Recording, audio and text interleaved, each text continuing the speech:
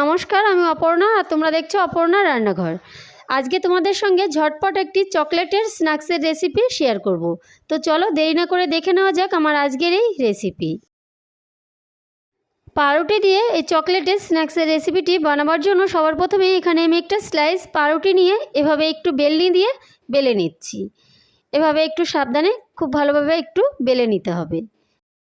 এবার বেলে নিয়ে আমি একটা গ্লাস দিয়ে এভাবে গোল করে কেটে নিচ্ছি। এভাবে সব পাউরুটিগুলো আমি বেলে কেটে নেব। পাউরুটিগুলো বেলে গ্লাস দিয়ে কেটে এভাবে সবগুলো নিয়ে নিয়েছি।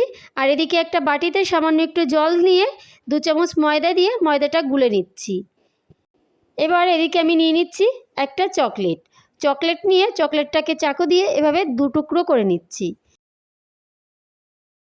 কেটে রাখা পাউরুটি নিয়ে এবার পাউরুটির মধ্যে এই কেটে রাখা হাফ টুকরো চকলেট দিয়ে এইবার এর পাউরুটির সাইডে আমি একটু এই ময়দা গুলা যেই ব্যাটারটা এটা একটু লাগিয়ে নিচ্ছি।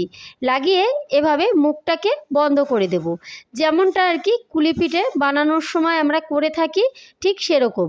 এভাবে মুখটাকে ভালো করে একটু সিল করে দিয়ে প্রত্যেকটা এভাবে আমি রেডি করে নেব।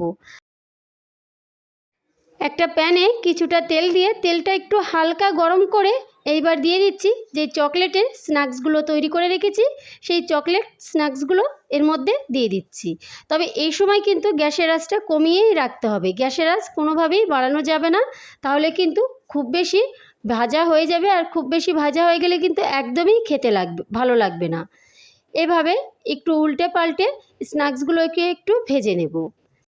ভিডিওটি ভালো লাগলে লাইক কমেন্ট শেয়ার করবেন। নতুন বন্ধু হয়ে থাকলে চ্যানেলটি সাবস্ক্রাইব করবেন। ফেসবুক থেকে দেখলে আমার পেজটিকে ফলো করবেন। আমার পেজের নাম অপর্ণা রয়। তবে এটা খেতে কিন্তু দারুণ লাগে, বিশেষ করে বাচ্চাদের কাছে কিন্তু এই ধরনের স্ন্যাক্সের রেসিপি হলে কিন্তু ওদের মুখের একগাল হাসি আপনারা দেখে নিতে পারবেন। তো এভাবে আমি মাঝে মধ্যে আমার মেয়ে অদ্রিজাকে করে খাওয়াই, সেই রেসিপিটাই তোমাদের সঙ্গে আজকে শেয়ার করলাম। তোমরা কমেন্ট করে জানিও তোমাদের এই রেসিপিটা কেমন লাগলো। এভাবে আমি একটু উল্টে পাল্টে লাল লাল করে ভেজে নিয়ে এবার আমি নামিয়ে একটা আলাদা পাত্রে পরিবেশনের জন্য রেডি করে নেব। তাহলে বন্ধুরা, আমার আজকের ভিডিওটা আমি এখানেই শেষ করছি। আবার দেখা হবে অন্য কোনো রেসিপির সঙ্গে। ভালো থাকবেন, সুস্থ থাকবেন, নমস্কার।